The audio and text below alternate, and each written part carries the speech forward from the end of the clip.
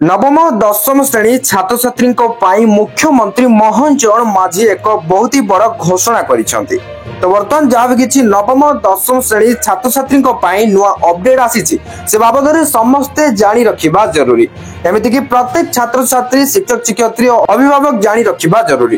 तेबे चलंतु जहाँ भी किसी अपडेट रही से बाबद फटाफट जानिबा हेले ताहा पूर्व वीडियो को गोटे लाइक करंतु, चैनल को नो आस्तिले एबे चैनल को सब्सक्राइब करी बेल आइकन को प्रेस करी ऑल रे क्लिक कर रखिबा को जमारू भी भूलंतु नहीं। एणिकी नवम दशम श्रेणी छात्र छात्री को भी मिलिबो मध्याह्न भोजन। खूब शीघ्र राज्य सरकार एने सबु सरकारी उच्च विद्यालय रे व्यवस्था करिवे।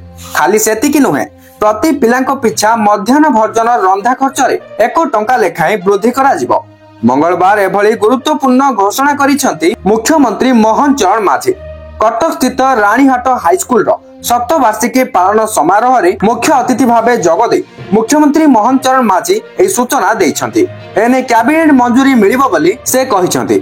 मुख्यमंत्री कहिथिले दीर्घ वर्ष हेबो स्कूल कैंपस भितरे एभली एक प्रकार व्यतिक्रम देखा जाउथुला। प्रथम रु अष्टम श्रेणी छात्र छात्री समान स्कूल कैंपस भितरे पुष्टिकर रंधा खाद्य खाउथुबा बेले एका कैंपस रे पढुथिबा नवम दशम श्रेणी छात्र छात्री एथिरु वंचित हेउथुले।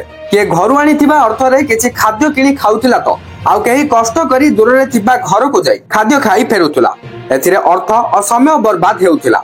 तेणु आगको एही समस्या आउ रहिबो नाही बोली मुख्यमंत्री मोहन चरण माझी सूचना देइथिले। एपरिके एही दुई श्रेणीर पिला मध्याह्न भोजन खाइबा द्वारा ड्रॉप आउट संख्या मध्ये कमिबो।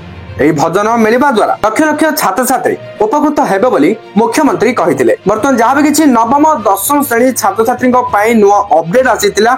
ए वीडियो टी को शेयर करी समस्तक पाखरे ए अपडेट टी को पहुंचाई दियंतु। Thank you for watching.